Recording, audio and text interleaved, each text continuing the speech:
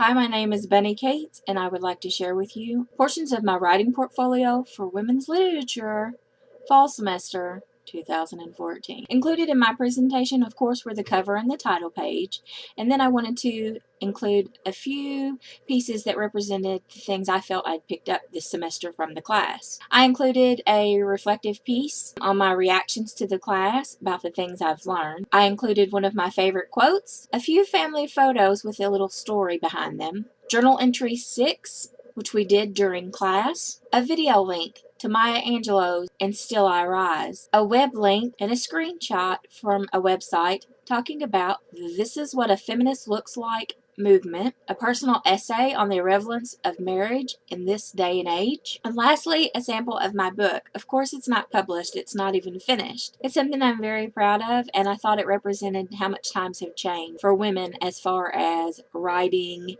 and just education and entertainment and all of that. So yeah, let me share with you a little bit of my portfolio. The first page in my portfolio, I shared a reflection of my thoughts on the class, and I would like to read that for you now. As a college student and a hopeful English major entering into my second semester, I needed to find an additional English class.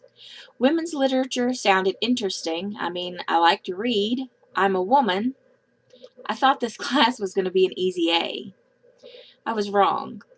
This class was not an easy A for me. What it did end up being was emotional, enlightening, entertaining, and empowering. Throughout this class, I not only sampled works of literature that I never would have read on my own, but I gained a knowledge and an understanding of just how much our country has changed in the last 200 years. For this portfolio, I wanted to include pieces that I felt explicated the things that I've learned this semester. Through the works that I included, I wanted to show strength, growth, change, and lastly, hope.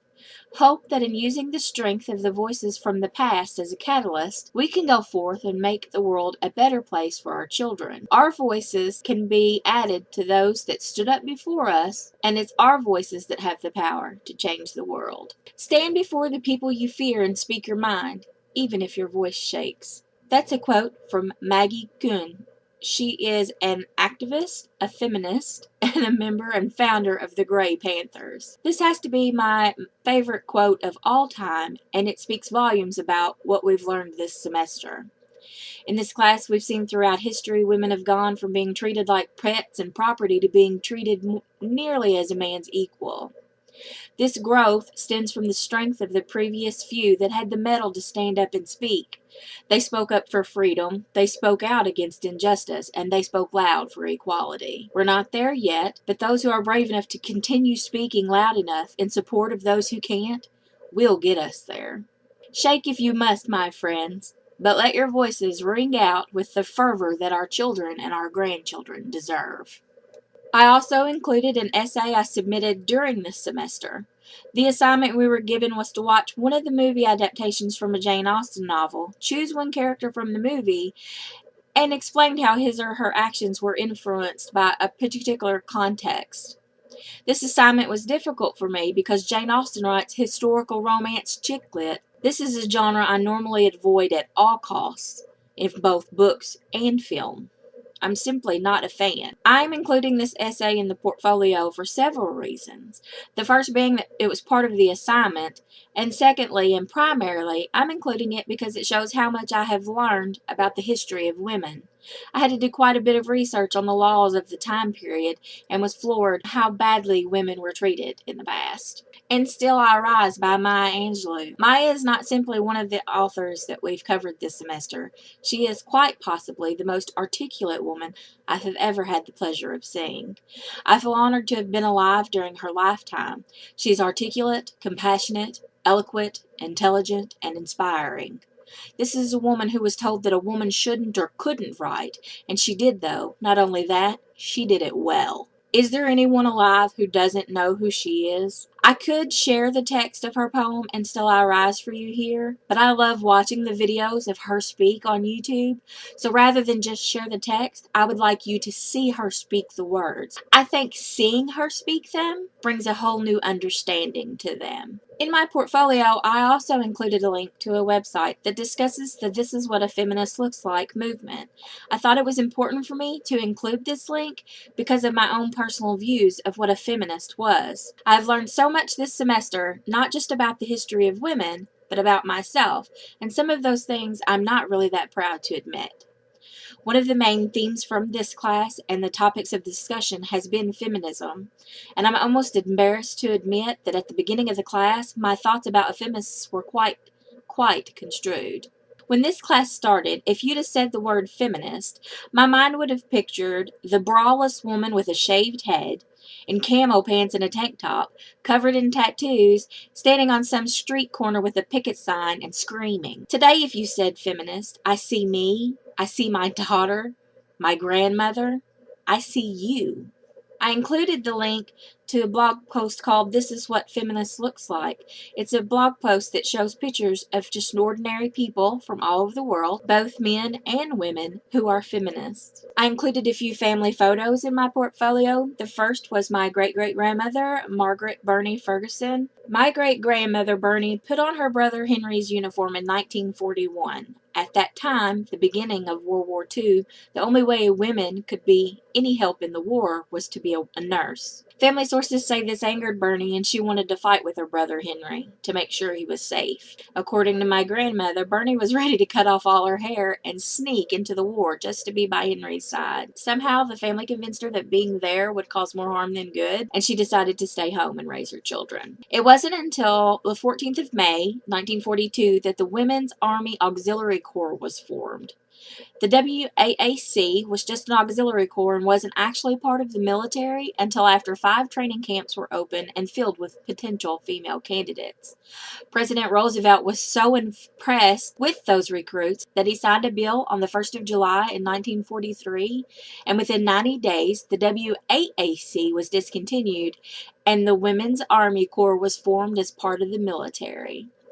One of the themes of this class has been equality, and I'm including this photo in my portfolio because it is a testament to the desire of women for equality, not just for the perks of an education, controlling one's self or owning possessions, but also for equality and responsibilities, even in times of war. I also included a photo of my grandmother, Dorothy Smith. I included a picture of my grandmother because even though she didn't know it at the time of this photograph, it would be her generation that would be the generation of change. Granny was married by the age of 14, had 3 surviving children by the age of 17, and divorced by the age of 18. She did not let the loss of a child or her husband be the end of her. Like so many women of her generation, she stood up, wiped herself off, and got a job to support herself and her children. My grandmother was a factory worker from the age of 18 until her late 40s. She refused to give up her job, even after she remarried. When I was little, she used to babysit me on the weekends, and I remember asking her why she had to work all the time. Her reply, I never forgot, and it has stayed with me my entire life. You don't want to have to rely on someone else to take care of you unless you have to. That's just too much power to hurt you, and you just can't trust people to do what's right, especially not a man. It wasn't until I, too, became divorced that I actually got what she was saying. I included this in my portfolio because my grandmother was one of those proud women who took up and kept a hard job, not because she had to, but because she could. I also included a photo in my portfolio of my daughter. I wanted to include it for a very important reason. In my introduction, I mentioned showing you hope. So far, I've showed you strength and I've showed you change, but not hope. Not until now. There is hope for our future, hope for change, and hope for a better tomorrow, and it all lies within our generation and those that follow. This is one of the faces tomorrow. Remember this face. She wants to be an attorney when she grows up. Not a sleazy one, but one who really helps people that need it. Her future is there waiting for her to grasp it, and she is well on her way. She is a straight-A student on the academic team and reads foreign languages and trying to learn them, just for fun. She doesn't know what "you can't do that because you're a girl" means, and she would never let something like that stand in her way anyway. Because of those in our past who fought for change and those in our present who continue the battle, this face has endless opportunities. She's but one of the many faces that represent hope for a future full of people taking care of each other, regardless of gender, income, or race. I also included in my portfolio a personal essay I submitted for English 101. That was my first semester of college. The assignment was to write a position paper, and for my topic, I chose the irrelevance of marriage. As someone who recently experienced a divorce after a 17-year relationship, it was a topic I had an emotional connection to and a definite position on. I included it in the portfolio and related it to the women's lit class because I felt like it's a testament as to how much the times have changed.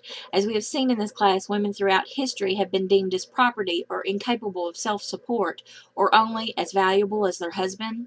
In today's times, many women are single and not only function without a husband, but succeed at life. The last piece I included in my portfolio was something very personal. It was an excerpt from a book I'm in the process of writing. I felt the excerpt was relevant to the women's lit class, as many women authors we have discovered were shunned or shamed for their writings. In today's society, a woman is free to write and share those writings freely with the world. So free, in fact, that many of us do it just for fun.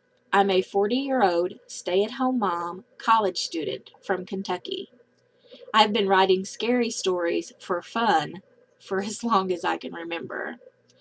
I've been told my entire life I shouldn't write the types of things I write, but I have never told I should not write them because I'm a girl. Those were the pieces that I included in my portfolio. I hope you enjoyed this presentation. It has been a pleasure taking the class this semester. I have very much enjoyed getting to know not only my fellow classmates, but the teacher of the class. I hope you liked this video. Thanks for watching.